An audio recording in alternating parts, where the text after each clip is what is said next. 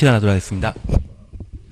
우리 동그라미 391페이지에 양가로 2번 건축신고와 관련되어 동그라미 4번이 있습니다. 4번 중에 시옷은 지워버리십니다.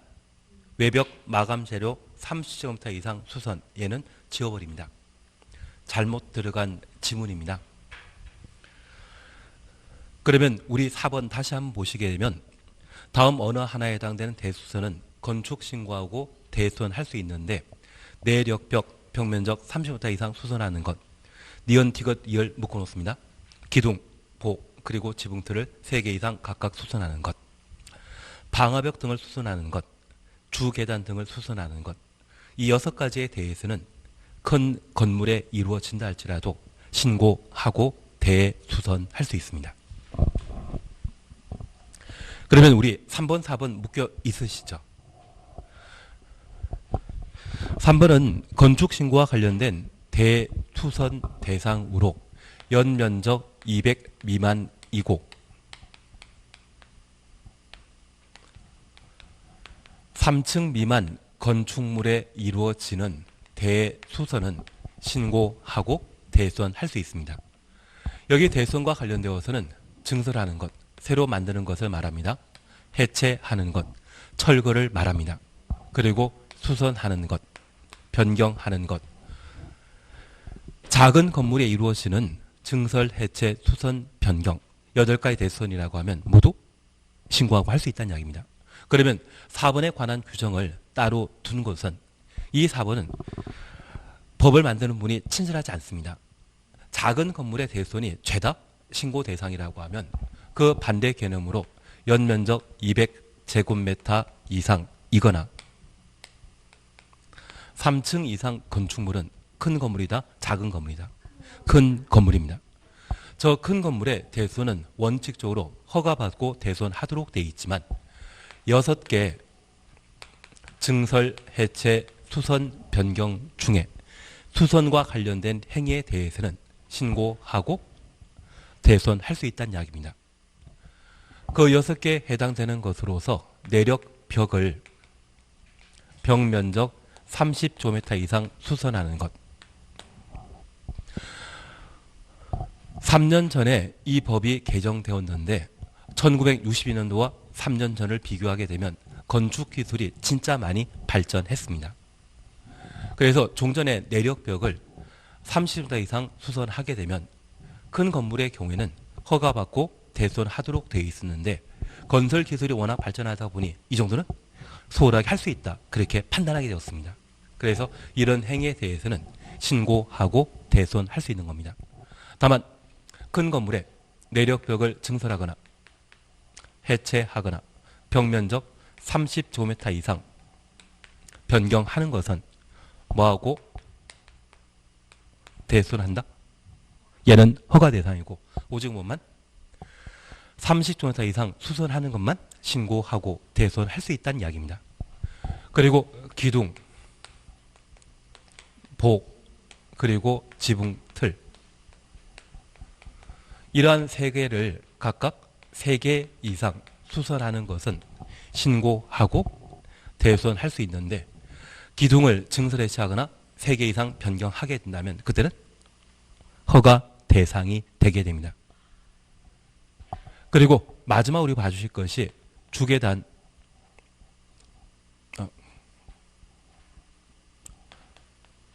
방화벽, 방화 구획을 위한 바닥벽을 수선하는 것과 주계단, 피난계단, 특별 피난계단을 수선하는 것은 신고하고 대수선할 수 있습니다. 그러면 우리가 잠깐 이해하실 것은 총 대수선은 몇 개였다? 8개였습니다. 그 8개 중에 6개 수선 행위에 대해서는 신고하고 할 수 있는데 여기에 빠져있는 2가지가 있습니다. 바로 빌라라 분류는 다세대 주택이나 다가구 주택의 경계벽을 수선하는 것은 여기에 규정되지 않았다고 하면 얘만큼은 허가받고 경계벽을 수선하도록 되어 있는데 이 다세대주택의 경계벽을 수선함으로써 세대수를 늘릴 수 있습니다. 그리고 주차장도 함께 늘어나야 되는데 주차장 없이 달랑 세대수만 늘어나게 되면 주차장 문제가 야기될 수 있는 것으로 이러한 수선 행위에 대해서는 허가받고 하도록 되어 있습니다. 만약 신고하고 다세대 경유벽을 수선해서 세대수를 무한정 늘리게 되면 주차장 문제가 큰 사회적 문제로 야기될 수 있을 겁니다. 그리고 두 번째, 외벽 마감 재료.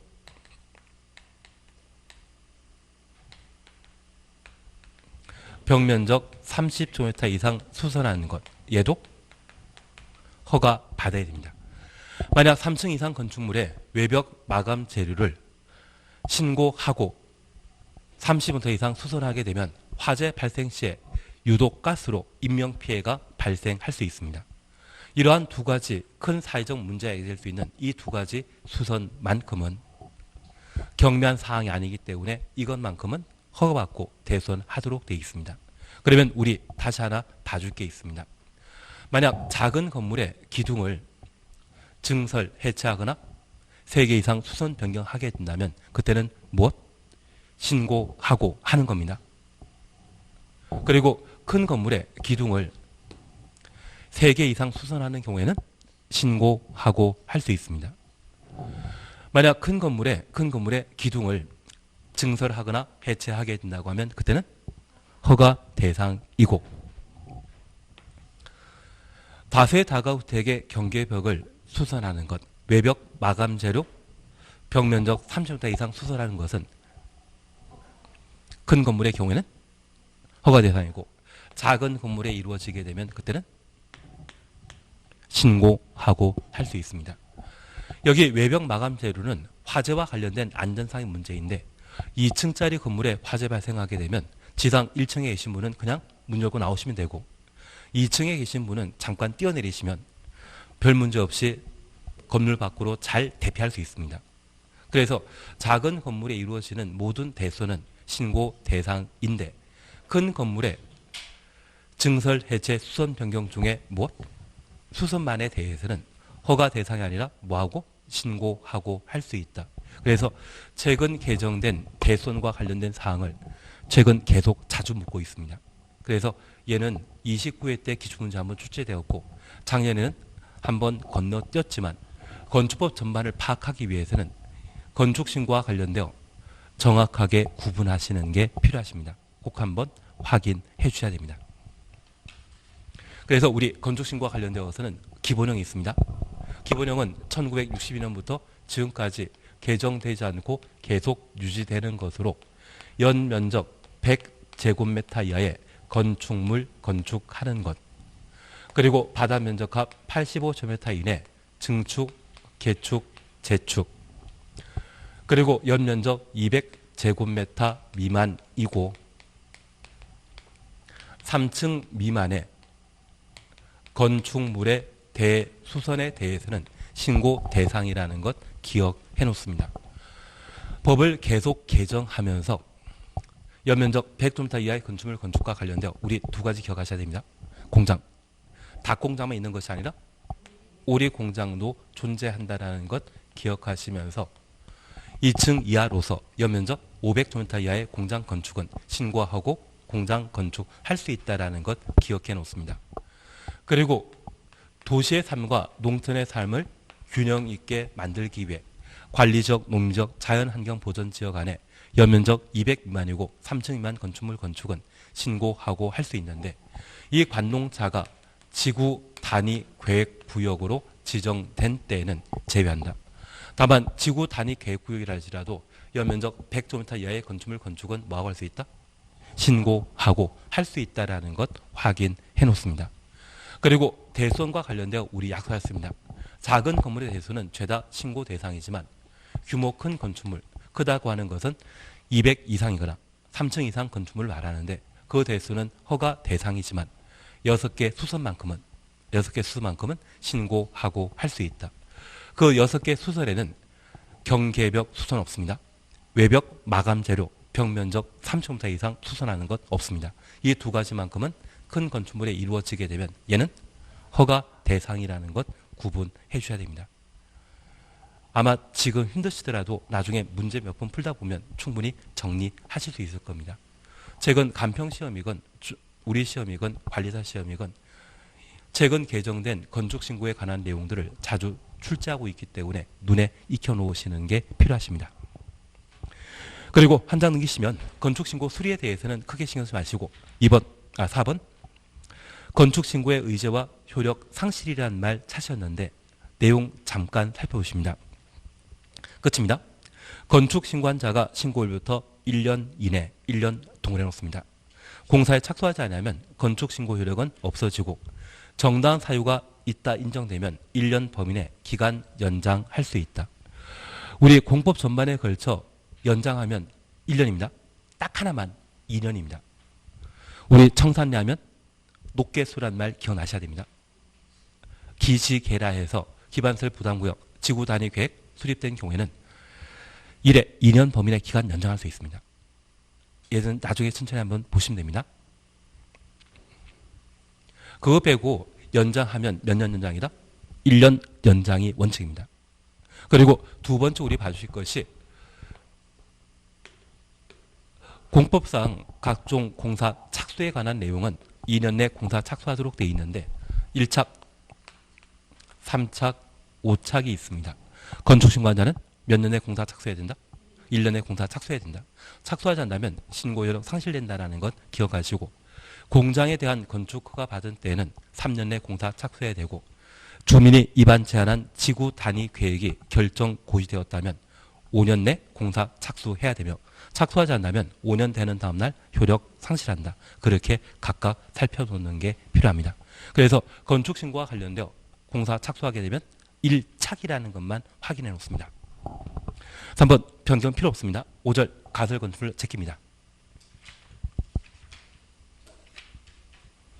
그리고 다음 페이지 보시게 되면 사용 승인 찾으셨죠. 396페이지 가시면 사용 승인 찾으셨죠. 여기 사용 승인은 건축 허가받은 자가 공사 착수하게 되면 그 공사 완료되었을 때 완공한 건물을 사용하는 절차입니다. 허가받은 대로 공사 제대로 이루어졌는지 확인하는 절차인데 우리 양가로 이번에 사용 승인 절차 찾으셨죠. 허가권자는 사용 승인 신청 받은 경우 신청서 받은 날부터 7일 이내 7일 줄만 쳐놓습니다. 다음 사항에 대한 검사 실시하고 합격한 건축물에 대해서는 사용 승인서 내줘야 한다. 그래서 사용 승인 처리 기간은 며칠? 7일이라는 것만 하나 확인해 놓습니다. 이 사용 승인 받은 때에만 완공한 건물 사용할 수 있고 우리 공시법 공부하시면서 완공된 건축물은 사용 승인 받은 때 건축물 대장이 시군구에 작성 비치 보관되게 됩니다. 그 대장 발급 받은 때에만 소유권 보존 등기할 수 있지 않습니까? 그래서 그 소유권 보존 등기하기 위한 요건은 대장 만들어져야 되거든요. 그 대장이 만들어지기 위해서는 뭐 받아야 된다? 사용 승인 받아야 된다. 그렇게만 구분해 놓습니다. 3번 효과에 관한 사항과 임시 사용 승인은 나중에 천천히 문제 풀어보면서 하시면 됩니다. 다음 페이지에 일괄협의에 제키십니다. 그리고 건축공사 현장에 대한 안전관리 지금은 나중에 우리가 보실 겁니다. 얘는 작년에 시험에 나왔기 때문에 올해 나올 일 없습니다. 그리고 400페이지 찾으셨죠. 건축물 안전 영향 평가 찾으셨죠. 허가권자는 다음 건축물에 대해 건축 허가하기 전에 건축 허가 전 가로 해놓습니다. 건축의 구조 안전과 인접대지 안전에 미치는 영향 등을 평가하는 건축물 안전 영향 평가를 평가기관에 의뢰하여 실시하여야 한다. 안전 영향 평가는 기관은 위임받아 하는 것이고요. 실시하는 자는 허가권자입니다. 그리고 박스를 보시게 되면 1. 고층 건축물 2번 연면적 10만 제곱미터 이상이면서 16층 이상의 건축물 이면서 추천오시면 이거 엔드 개념이죠. 그러면 우리 이렇게 다시 한번 봐놓습니다. 우리 건축 절차에 관한 사항을 지금 함께 보고 계신데 내가 살 집을 만들고자 한다면 건축허가 신청해야 됩니다. 그래서 우리 가끔 전원주택에서 또는 상가주택에서 새로 만들어지는 곳 보신 적 있지 않으십니까? 요즘 잘 만들고 있던데요. 그처럼 내가 건물 건축하고자 한다면 건축허가 신청해야 되고 그 건축허가 신청 시에는 건물 건축하기 위한 대지의 소유권이나 사용권 확보해야 됩니다. 분양 목적의 공동체를 건축하는 때는 반드시 소유권 확보해야 됩니다.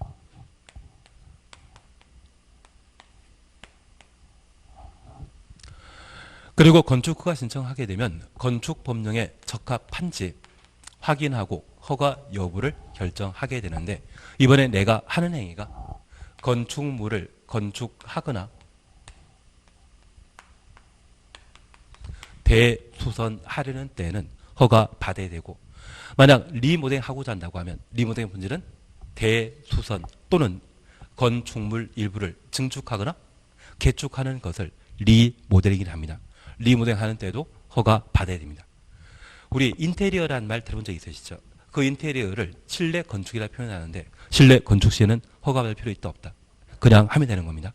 그리고 용도 변경은 사용 승인 이후에 이루어지는 절차로서 건축 절차와 전혀 무관합니다. 그래서 허가권자에게 허가받아 하는 것은 건축 또는 대수선입니다.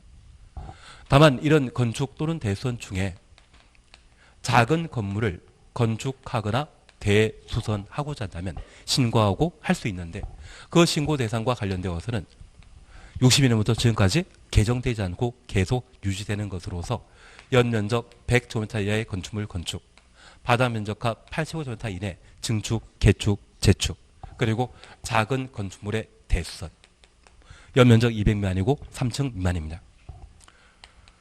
그리고 법이 개정되면서 건축신고 범위가 늘어나게 되었는데 첫 번째 사항과 관계된 것은 우리 오리 공장으로 대신하셨습니다.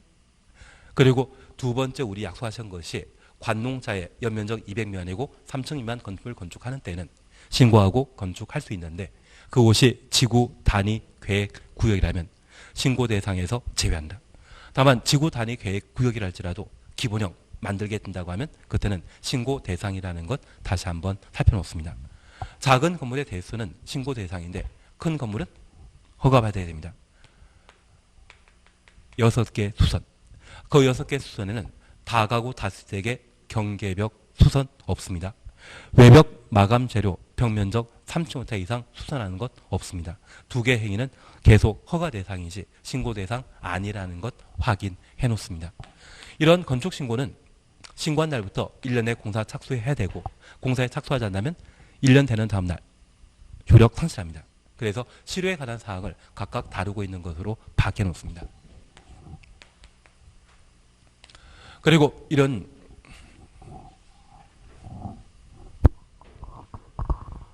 허가와 관련된 절차로서 허가권자에 관한 사항 우리 함께 정리하시면서 내가 살 집 만들 때는 시군구청들만 신경 쓰지 국토교통부 장관이나 도의사 신경 쓰는 거 아닙니다. 그래서 특광 시군구청장이 허가권자라는 것 기억해 놓으시고 이 허가 절차와 관련된 특별한 사항으로 안전영향평가를 이제 보셔야 됩니다. 그리고 내가 허가받아 건물을 건축하거나 대수선함으로써 분양하게 되면 돈을 벌게 됩니다. 그것은 사익이고 공익과 저촉되게 되면 규제 가할 수 있습니다. 그런 규제 형태로서 허가를 제한하거나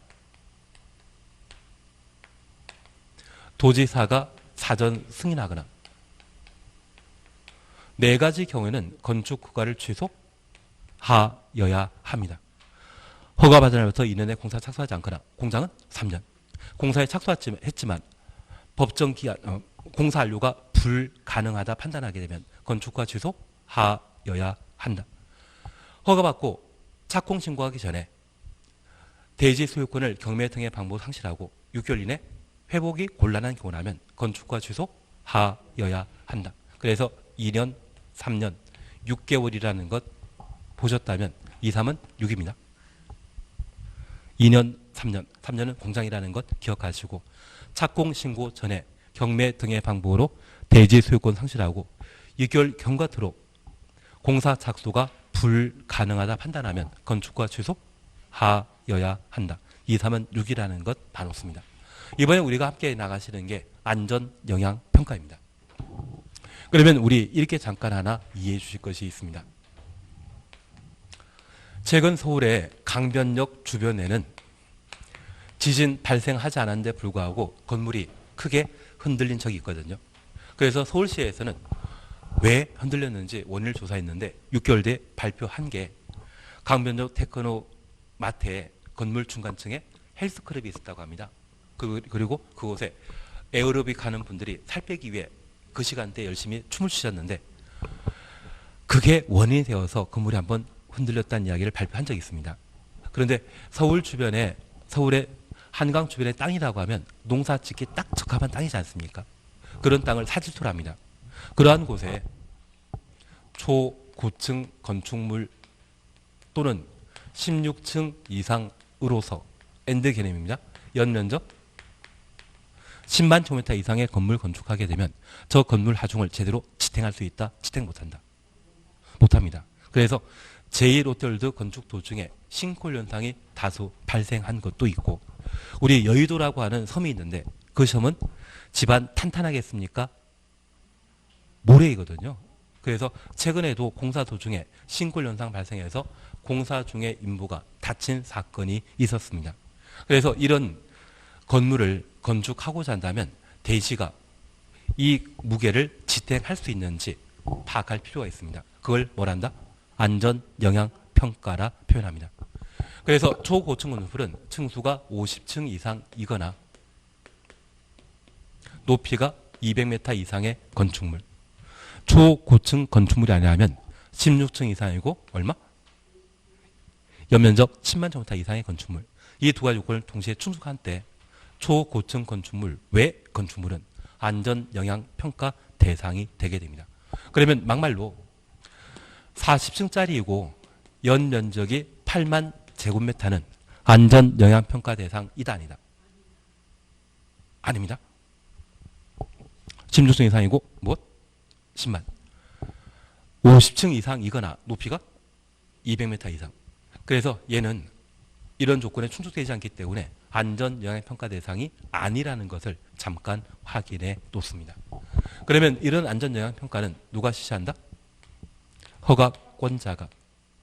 그 시기는 건축 허가하기 전에. 그래서 건축 허가 전 사전 절차로서 안전 영향 평가 통과한 때만 허가 받을 수 있다는 것 구분해 놓습니다. 최근 개정된 사항으로 한번 확인해 주셔야 됩니다. 그리고 제 생각에 얘가 제1롯데월드 만들어지기 직전에 만들어졌다고 하면 제1롯데월드는 구경하지 못했을 겁니다. 그러한 일들이 계속 반복되는 것을 방지할 목적으로 안전영향평가 제도를 마련했다. 그 정도만 확인해 놓습니다. 양가로 2번 평가 절차 등에 대해서는 신경 쓰지 마십시오.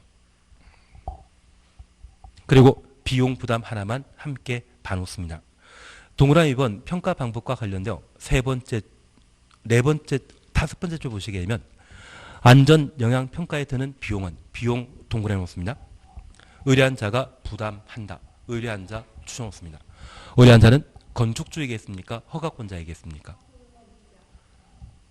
건축주. 수익자 부담 원칙에 해당된다라는 것 기억해 주시고 의뢰한 자는 누구이다? 건축주입니다. 초고층 건축물을 건축하고자 하는 자는 건축 허가 받고자 한다면 이것 해야 되거든요. 그와 관련된 막대한 비용에 대해서는 허가권자가 부담하겠습니까? 상식적으로? 건축주가 부담하겠습니까? 건축주. 그래서 의뢰한 자는 누구이다? 건축주라는 것 구분해 놓습니다. 설계 필요 없습니다. 착공 안 합니다. 시공 지키십니다. 감리 모릅니다. 이런 건 시험에 안 나옵니다. 나오더라도 잘 찍으시면 됩니다. 걱정하지 마십시오. 그리고 406페이지에 건축물의 유지 관리에 관한 사항 보실 수 있는데 1번 건축지도는 시험거리 아닙니다. 얘는 개정된 게 없기 때문에 시험거리 아닙니다. 그리고 옆에 페이지에 건축물 대장 찾으셨죠. 양가 1번입니다. 특시, 특도, 시, 군, 구청장은 건물의 소유, 이용, 유지 관리 상태를 확인하거나 건축 정책의 기초 자료로 활용하기 위해 다음에 해당되게 되면 건축물 대장에 건축물과 한 줄 밑에 구조, 내력 등에 관한 정보를 적어 보관해야 한다. 대장 작성한 자는 누구이다? 시, 군, 구청장이라는 것 확인해 놓습니다. 박스에 1번부터 5번까지 있는데 1번만 보시면 됩니다. 사용승인서 내준 경우에는 무엇 만든다? 대장. 그래서 시군구청장이 대장 작성한다라는 것만 하나 확인해 놓습니다. 그리고 2번 등기 촉탁에 관한 내용을 우리가 볼 수 있는데 촉탁은 비행정청이 하는 것입니까? 행정청이 하는 것입니까? 행정청이 하는 것이죠. 너무나 공시법을 잘 공부하셨기 때문에 이런 문제는 더 이상 틀릴 일이 없을 겁니다. 만약 시험에 건축주가 등기 토장에게 등기 촉탁한다 이 말 나오면 무조건 틀립니다. 촉탁은 행정청이 등기 토장에게 부탁하는 것을 촉탁이라 하고 비행정청은 신청 그런 말로 대신하게 될 겁니다. 예, 그러시면 충분합니다. 한 장 넘기시면 건축물의 대지 도로 찾으셨죠. 그러면 우리 앞서 함께 보셨던 1단계 신청과 허가에 관한 사항들을 각각 구분하시면서 허가와 관련되어서는 건축 대손이 허가 대상이고 경미한 건축물의 건축 대손은 신고하고 할 수 있습니다. 그리고 신고한 자는 1년 내 공사 착수해야 되고 착수하지 않다면 신고 효력 상실된다는 것 확인해 놓습니다. 그리고 허가권자에 관한 구분, 예외 기억나셔야 됩니다. 특방은 예외적인 건축 허가권자에 해당되게 되는데 그 대상 기억나시면 공장 창고는 특광의 건축 허가 대상에서 제외시킨다라는 것 봐놓습니다. 안전영향평가와 관련되어서는 대상 구분하시는 게 필요하고 그 시기는 허가 전이다, 허가 후이다. 허가 전에 허가권자 실시한다라는 것 기억하시고 비용 부담은 누가 한다? 의뢰한 자, 건축주가 비용 부담한다는 것 확인하십니다. 그리고 허가 등의 제한과 관련되어서는 공익이 인정된다고 하면 건축 허가 등을 제한할 수 있는데 그 제한 기간은 2년 이내로 하고 1년 범위 내 기간 연장할 수 있습니다. 공법상 딱 하나 빼고는 연장하면 항상 1년 연장입니다. 2년, 3년 연장한다는 이야기 나오면 바로 틀린 것으로 잡아내시는 게 필요합니다. 나중에 우리가 기지개에 관한 사항을 정리하시게 된다고 하면 충분히 파악할 수 있을 겁니다. 그리고 도의사의 사전 승인에 관한 내용 함께 보시면서 도에 속한 시군에 21층 이상이거나 연면적 10만 제곱미터 이상의 건축물을 건축하고자 한다면 시장 분수는 미리 도지사의 승인 받은 때만 허가할 수 있다. 공장 창고는 사전 승인 대상에서 제외시킵니다. 취소와 관련되어서는 2, 3은 6입니다. 특히 공장과 관련되어서는 3년입니다. 그리고 법정 기한 내 공사 착수했지만 공사 완료가 불가능하면 허가 취소하여야 한다. 착공 신고 전에 경매 등의 방법으로 대지 소유권 상실하고 6개월 경과토록 공사 착수가 불가능한 때는 건축허가 취소하여야 한다. 강행 규정에 의한 필수적서를 저렇게 살펴놓습니다. 그리고 이렇게 허가 받은 자는 착공 신고하고 공사 개시하며 그러한 공사가 모두 완료되게 되면 사용 승인 받도록 되어 있습니다. 여기 사용 승인 대상은 건축 허가 받거나 건축 신고한 자, 공사 완료한 때 사용 승인 받도록 되어 있습니다. 그리고 우리가 잘 모르지만 가설 건축물은 허가 대상과 신고 대상이 있습니다. 신고 대상은 신경 쓰지 마시고요. 허가 대상 가설 건축물의 공사 완료된 때 사용 승인을 신청하도록 되어 있습니다. 얘는 천천히 나가시면 됩니다. 중요한 것은 건축주가 사유 재산권을 행사하기 위해서는 소유권 보전 등기해야 되는데 등기하기 위해서는 대장이 만들어져야 됩니다.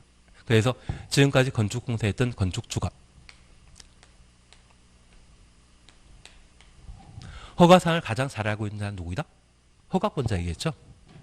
허가권자에게 사용 승인 신청하게 되면 허가권자는 그 신청 받은 날부터 7일 이내 현장 검사 실시하고 합격하면 사용 승인서 발급하게 됩니다.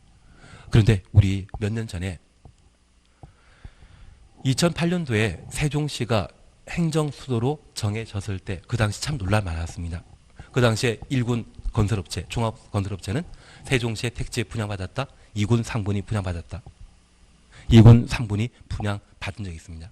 1군이 분양받았다가 미분양 사태 발생하게 되면 감당 못한다고 해서 2군 상분만 도박하는 마음으로 택지 분양받은 곳이 있습니다. 그중에 땡땡 건설업체가 아파트 건설 사업하면서 철근 제대로 집어넣지 않고 공사를 완공한 적이 있거든요. 그리고 그 공사 참여했던 분이 부당해고 당하셨는지 입주자 대표회의 찾아오셔가지고 철근 집어넣지 않고 공사했다고 찌르신 적이 있습니다. 그래서 한번 싹 밀어버리고 다시 지어놨거든요. 세간의 이목에 주목되다 보니 진짜 건축자재 100% 사용했다는 이야기가 들리더라고요. 그게 모아 건설에서 만든 아파트이거든요. 괜한 이야기 들었습니다. 그 모아 건설에서 만든 아파트가 아마 여의도의 시범 아파트를 능가하는 아주 탄탄한 훌륭한 아파트가 아닌가 싶습니다. 다만 우리가 이해하실 것은 합격하면 사용승인 발급하고 불합격하면 재시공 명령한다라는 것 살펴놓습니다. 그리고 이 사용 승인 이후부터 건축물이 멸실될 때까지 건축법령에 따라 관리하도록 되어 있고 저 사용 승인 받은 이후 바로 만들어지는 것이 무엇이다? 대장이라는 것 기억하시고 이후에 건축의 사용 목적 달라지게 되면 그것을 용도 변경이라 표현하게 됩니다. 용도 변경과 관련되어서는 시설군 9가지 반드시 정리해 주셔야 됩니다. 자산 전문 용도 건축이 나중에 모의고사 보시게 되면 옆에 적어놓고 시험 보시는 겁니다. 자산 전문 용도 건축이 위로 가면 허가, 내려가면 신고, 좌우로 가면 기재사항 변경 신청 대상입니다. 그래서 문화 집회시설군과 관련되어서는 문종 위반입니다. 영업시설군과 관련되어서는 답한 은숙입니다. 교육복지시설군과 관련되어서는 노교수의 야입니다. 그래서 얘도 29회 때 기출문제 출제되다 보니 30회 때 건너뛰었거든요. 그러면 올해 나오게 될 겁니다. 그래서 용도 변경에 관한 사항도 반드시 정리해 놓는 것이 필요하십니다. 이제 우리가 408페이지에 건축물의 대지, 도로 함께 보시는데 우리의 건축법은 크게 건축부의 적용 대상에 관한 사항과 안전한 건물 건축하기 위한 건축 제한에 관한 규정을 우리가 함께 살펴주셔야 됩니다. 안전한 건물이 만들어지기 위해서는 대지도 안전해야 되고 그 대지는 도로에 접해 있을 때 대지이고 도로 없는 땅은 맹지거든요. 그래서 도로에 관한 사항과 대지에 관한 사항, 건축물에 관한 사항을 각각 정리해 주시는 게 필요합니다. 우선 첫 번째 우리 교재 순서에 따라 대지에 관한 사항 보시는데 1번 대지 안전 파트는 버립니다. 시험에 나올 일 없습니다. 그리고 2번 조경 차시였죠. 근데 우리 타워팰리스라는 곳이 있거든요. 그곳에 소나무가 1억 2천짜리가 색으로 심겨져 있습니다. 그래서 타워팰리스에 근무하시는 직원들은 아침마다 출근하실 때 그 소나무가 잘 자라고 있는지 나무 가지가 어디 떨어지지 않았는지 그거부터 확인하고 아마 출근하실 것 같습니다. 그래서 이 조경에 관한 사항은 자주 시험에 출제되고 있기 때문에 가장 기본적인 것은 항상 살펴주셔야 됩니다. 그래서 2번 조경 차셨죠. 그리고 양가로 1번입니다. 면적 200제곱미터 이상의 대지, 면적부터 대지까지 가로 해놓습니다. 대충 60평 이상의 땅을 말합니다. 건축하는 건축주는 조례가 정하는 기준에 따라 대지의 조경이나 그 밖에 필요한 조치 해야 한다. 근데 우리가 남북으로 길게 뻗어 있는 나라이기 때문에 위도마다 잘 자라는 나무 서로 다르지 않겠습니까? 그런 나무 수종과 관련되어서는 조례로 조경을 결정할 수밖에 없을 겁니다. 취지 이해시겠습니까? 그래서 면적 200제곱미터 이상의 대지는 조경 대상이라는 것 확인해 놓습니다. 그리고 예외 찾았습니다. 다음 어느 하나에 해당되는 건축물에는 조경조차 하지 아니할 수 있다. 우리 1번 녹지지역. 녹지지역은 서울 기준으로 남산을 말하거든요. 관악산이나 또는 북한산을 말하는데 그곳에는 나무 잘 자라고 있습니다. 돈 들여서 나무 심을 필요 있다 없다? 없습니다. 그리고 니은, 디귿 묶어놓습니다. 면적 5,000제곱미터 미만의 대지에 건축하는 공장, 연면적 1,500제곱미터 미만의 공장. 숫자 지금 기억할 필요 없습니다. 숫자는 기억하지 마시고요. 그냥 작은 공장. 작은 공장은 조경 자체가 비용 부담 대상이기 때문에 부담을 덜어줄 필요 있죠. 그래서 작은 공장의 경우는 조경 의무 없다. 그렇게만 기억해 놓습니다. 앞으로 한 3번 정도는 문제풀이 시간에 보게 될 겁니다. 그리고 시험 보기 직전까지만 숫자 외우면 되지 평상시에 외울 필요 있다 없다. 평상시에 할 필요 없습니다. 그냥 작은 공장은 조경 의무 대상 아니다. 그렇게만 기억해 놓습니다. 그리고 리얼 산업단지 안의 공장. 산업단지라고 하면 공장 심각하거든요. 나무 심을 필요 없을 겁니다. 그리고 염분이 함유되어 있는 공장. 나무 심으면 다 죽어버립니다. 나무 심을 필요 없습니다. 그리고 비업, 축사. 여기 축사는 소 외양간을 말하는데 가끔 소들 보면 먹이 다 먹으면 나뭇잎 따다 먹지 않습니까? 간식하라고 1,000만 원, 2천만 원짜리 나무 심어줄 필요 있다 없다? 없습니다. 그리고 시옷 허가 대상 가설 건축물 허가 대상에다가는 3년이라고만 적어 놓습니다. 허가 대상 가설 건축물은 영구적으로 사용하는 것이 아니라 사용 기간이 3년입니다. 3년 뒤에 없애버리면서 나무도 함께 베어버리면 낭비지 않겠습니까? 그래서 가설 건축물의 존치 기간은 몇 년이다? 3년이기 때문에 나무 심을 필요 없다. 그렇게만 파악해 놓습니다. 그리고 2형분입니다. 연면 작기와 1,500제곱미터 미만의 물류시설, 가속의 주거적 추천없습니다. 상업적 추천없습니다. 제외한다. 그러면 우리 잠깐 이해하실 것이 있습니다. 조경은 나를 위한 것입니까? 보여주기 위한 것입니까? 보여주기 위한 것입니다. 연면적 1,500제곱미터 미만의 물류시설, 작은 냉동 창고를 만들 때 주거적 상업지역이라면 지나다니는 사람들이 많기 때문에 그때는 조경해야 된다. 그 의미로 파악해 놓습니다. 취지 이해시겠습니까? 그래서 여기 대지와 관련되어서는 딱 하나만 하십니다. 조경만.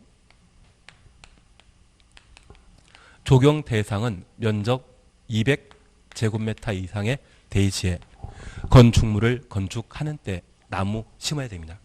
그래서 우리 하고 있는 건물의 경우에도 조경 대상이겠죠. 다만 이런 조경을 생략하는 경우가 있는데 작은 공장, 그래서 면적 지금 알 필요 없습니다. 5,000제곱미터 미만의 공장과 연면적 1,500제곱미터 미만의 공장은 조경 대상에서 제외시킨다. 과거 기출문제 5,000과 1,500제곱미터 미만 빈칸 만들어 놓고 그에 적합한 것 딱 지어진 것 찾으라고 시험에 낸 적이 있는데 우리가 앞으로 계속 이런 형태의 문제를 자주 보시게 될 겁니다. 그리고 눈에 익혀 놓으시면 충분하고 시험 보기 전까지만 해결되시면 되거든요. 크게 신경 쓸 필요 없을 겁니다. 그냥 규모 작은 공장은 조경 의무 생략한다. 그렇게만 가늠해 놓습니다. 그리고 작은 물류시설로서 연면적 1,500제곱미터 미만 창고 등에는 조경 의무를 생략하지만 이 물류시설이 주거지역, 상업지역에 건축된 경우에는 생략 대상에서 제외한다. 반드시 설치해야 된다. 그렇게 구분하십니다. 근데 이번에 아마 코로나 때문에 전 국가가 우리만 힘든 게 아니라 전 세계적으로 힘든데 아마 세종시가 투기과열지구, 전국에 투기과열지구가 몇 군데 있거든요. 경기 어려울 때는 투기과열지구 지정하는 거 다 풀립니다. 지금까지 보면 다 풀리게 될 겁니다. 그리고 이러한 부분들이 아마 부동산 거래를 활발하게 만들 수 있는 방법이고, 그리고 세종시 같은 경우에는 제2 경부고속도로가 만들어지게 되면 고속도로 주변에 산업단지가 조금씩 만들어지고 아마 찾아오는 분들이 꽤 있으실 겁니다.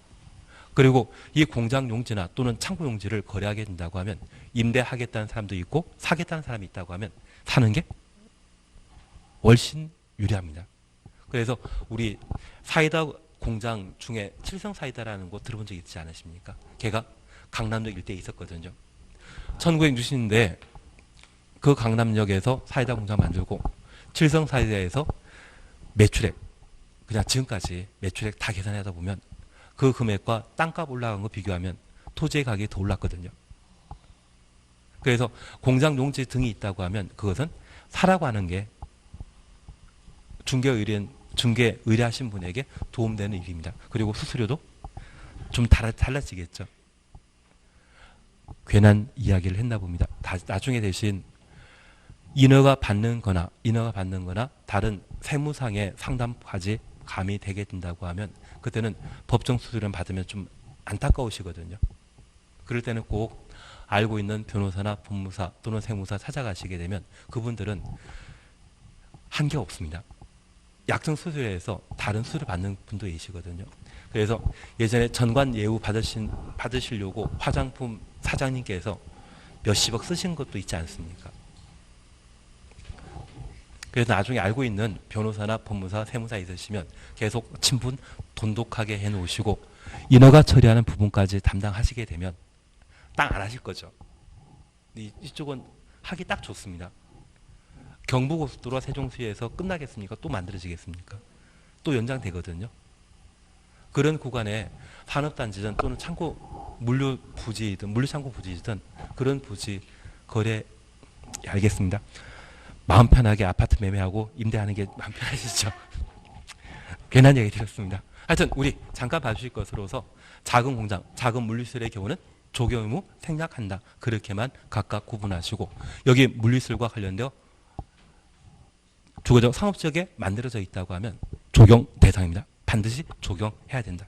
적용은 남에게 보여주는 것이라는 것 다시 한번 파악해 놓습니다. 옥상 적용에 대해서는 시험에 안 나옵니다. 신경 쓰지 마십시오. 그리고 3번 공개 공지 차시였죠. 공개 공지 별표 하나만 해놓습니다.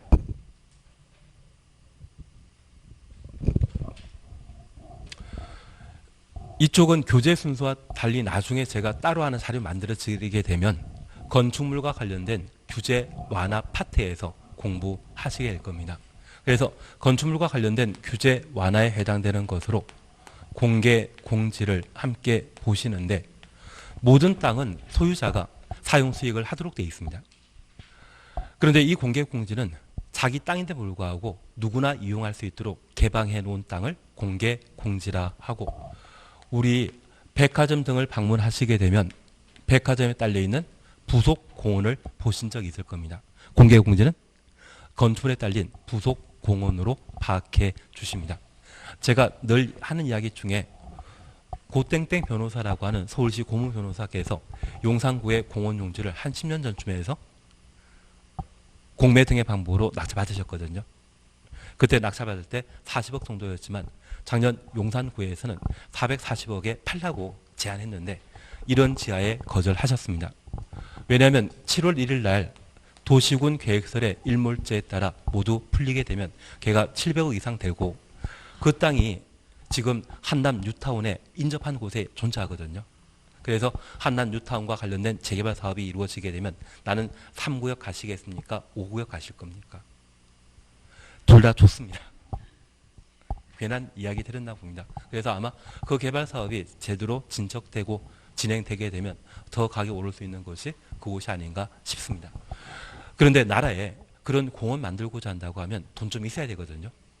그런 돈이 없어 공원을 제대로 못 만들고 있는 상황이라고 하면 건축주가 건축에 달려있는 부속공을 제공하게 되었을 때 진짜 착한 일 한 것이죠. 규제 풀어줘야 되지 않겠습니까? 그래서 공개 공지 제공한 건축물에 대해서는 규제를 완화시켜주게 됩니다. 그러면 이런 공개 공지는 언제 공개 공지를 확보해야 되는지 대상에 관한 내용을 함께 살펴주셔야 됩니다. 그래서 박스 보시게 되면 박스에서 줄 위에 보시게 되면 공개 공지 등을 설치하여야 한다 되셨고 이 경우 공개 공지는 필로티 구조로 설치할 수 있다. 필로티 구조 줄만 쳐놓습니다. 여기 필로티 구조는 담장 없이 기둥으로 형성되어 있는 곳을 필로티라 표현하게 됩니다. 그래서 우리 페일레트룸 방문하시게 되면 1층이 기둥으로 구획되어 있고 담 없는 곳 있지 않습니까? 그걸 필로티 구조라 표현하는데 이 필로티란 말은 이탈리아 말입니다. 이탈리아에서는 기둥을 필로티라 하더라고요. 그래서 벽 없이 필로티로 형성되어 있다면 건물 내부에 설치된다 할지라도 출입하는 거 자유롭죠. 그러한 것은 공개 공지 설치한 것으로 인정하겠다는 이야기입니다. 취지 이해하시겠습니까? 그리고 기업 1번 대상 지역입니다. 일반 주거지역과 준주거지역, 상업지역 전부, 준공업지역, 그리고 리얼입니다. 시군 구청장이 도시화 가능성이 크다 인정하거나 도시화 가능성 가로 해놓습니다. 이번에 개정된 것으로 노후 산업단지 정비 가로 해놓습니다. 노후 산업단지 정비 가로 해놓습니다. 이러한 곳이라면 공개 공지를 의무적으로 설치할 대상 장소입니다. 그리고 2번 대상 건축물 찾았습니다. 문화시설시설, 종교시설, 판매시설, 가로 속에 농산물 유통시설은 제외한다. 농산물 유통시설은 가락 시장을 말하는데 여름에 방문하시게 되면 야채 썩는 냄새가 심합니다. 공개 공지를 애써 만들 필요 없을 겁니다. 그리고 운수시설, 고속버스터미널 말합니다. 인천국제공항을 말하고 있습니다. 업무시설, 시청 건물을 말합니다. 숙박시설, 무궁화 5개 정도를 말하게 될 겁니다. 그러면 우리 이렇게 잠깐 살펴보겠습니다. 현재 공개공지 설치할 용도 지역은 주거적, 상업적, 공업지역에 공개공지를 설치해야 되고 녹간농자의 경우는 지나다니는 사람 없기 때문에 공원 만들 필요 없습니다. 그런데 주거지역은 전일준입니다. 전용 주거지역은 서울 기준으로 연희동 일대를 말하는데 밤 7시 이후에 지나다니는 사람 진짜 없습니다. 전용 주거지역에는 공개공지에서 만들 필요 있다 없다? 없습니다. 일반 주거지역이나 준주거지역에는 지나다니는 사람 많기 때문에 공개공지 설치 대상이 되게 됩니다. 상업지역이라고 하면 전부 공개공지 설치 대상이고 공업지역은 전일준입니다. 전용 공업지역과 일반 공업지역, 준공업지역인데 전용 공업지역과 일반 공업지역은 공해가 심각합니다. 공개공지 설치할 필요 없고 준공업지역은 서울의 공업지역은 다 준공업지역이거든요. 유명한 곳이 성수동 아니면 구로 디지털 단지역이나 가산 디지털 단지역이 준공업지역에 해당되게 되는데 이곳에 다니는 사람 참 많습니다. 이러한 곳이라면 공개공지 설치할 필요 있습니다. 그래서 왜 주거지역 중에 일반 주거지역과 준주거지역이 공개공지 설치 대상인지 상업지역 전부가 대상인지 준공업지역이 대상인지 이해되셨다고 하면 우리 가끔 자녀 부은 형제라고 하면 돌림자 붙여주지 않습니까? 일준이 상준이. 일준이 상준이면 공개공지 설치 대상 지역이다. 일준이 상준입니다. 그리고 도시화 가능성이 크다고 시군 구청장이 인정한 곳. 그리고 노후 산업단지 정비. 산업단지를 산단위로 하겠습니다. 산업단지 정비할 필요가 있을 때 공개공지 설치 대상 지역으로 이번에 개정되었습니다. 하나 이해하실 것이 있습니다. 우리 이기 신도시의 가장 대표적인 곳으로서 판교라는 곳이 있거든요. 이 판교 신도시의 개발 사업 하게 되었을 때 성공할지 실패할지 다 몰랐습니다. 근데 판교는 신도시 개발 사업이 성공했거든요. 그리고 이 판교 신도시 개발 사업이 성공된 이후에 이재명이라는 분이 판교 바로 밑에 대장지구에 대한 개발 사업을 시도하고 그 성과를 지나치게 홍보했다 해서 지금 선거법 위반으로 재판 받고 계시는 중이십니다. 그리고 이젠 대놓고 이야기하시더라고요. 빨리 대법원에서 결정 내려줘야지 내가 도지사로서 열심히 할 수 있지 않겠느냐 그 말씀 하시더라고요. 그리고 이 대장지구에 대형 건물 건축하게 되면 건투에 달려있는 공개 공지를 의무적으로 설치해야 되는데 그 사업을 한 10km 떨어진 곳에 성남시 수정구 신흥동에 제1산업단지라는 곳이 있습니다. 성남시는 1970년대 서울 청계천 판잣집을 밀어버리면서 성남시라는 도시가 만들어졌거든요. 그리고 그 판잣집에 거주하시는 분들이 일자리 가질 수 있도록 산업단지를 만들어놨는데 1970년대에 만들어진 제1산업단지는 지금 성남시에는 필요하다 필요 없다. 필요 없습니다. 그래서 얘를 싹 밀어버리고 공원을 꾸미게 되었습니다. 그런데 이걸 공원 만들겠다고 개발 사업하게 되면 만들 사람 없습니다. 공원 만들어봤자 분양할 건물 땅 없거든요. 그래서 성공이 확실시 보장되어 있는 대장지구와 결합 형태로 도시개발 사업을 시행하게 되는데 이 대장지구에 큰 건물 건축하게 되었을 때 건축 법령에 따라 공개 공지를 의무적으로 설치해야 되거든요. 이 부담을 여기에 조성함으로써 대신 하겠다고 이야기하나 봅니다. 그러면 제가 이걸 5년 전에 알았었는데 이쪽은 포기하더라도 이 공원이 만들어지면 주변에 땅이 있지 않습니까? 그 땅 여기다 집 하나씩 놓으면 문만 열면 집 앞에 10,000평, 20,000평 공원이 쫙 펼쳐져 있다고 하면 살만하지 않겠습니까? 나중에 이런 개발 정보를 꼭 아시게 되면 미리 필드에서 뛰어다니시면서 작업하시는 것도 괜찮으십니다. 이상한 이야기 들었습니다. 그러면 우리 대장지구의 개발 사업, 노후 산업단지 정비 시에 공개 공지 설치할 대상으로 정해놓고 있거든요. 그래서 얘는 이재명 도지사를 위한 건축법 개정으로 파악해 놓습니다. 그거 잡아주시는 게 필요합니다. 그리고 건축물에 관한 사항을 함께 봐주시는데 바닥 면적합 5,000제곱미터 이상의 종업운. 여기 운을 시험 볼 때까지 원으로 기억해 놓습니다. 판문숙.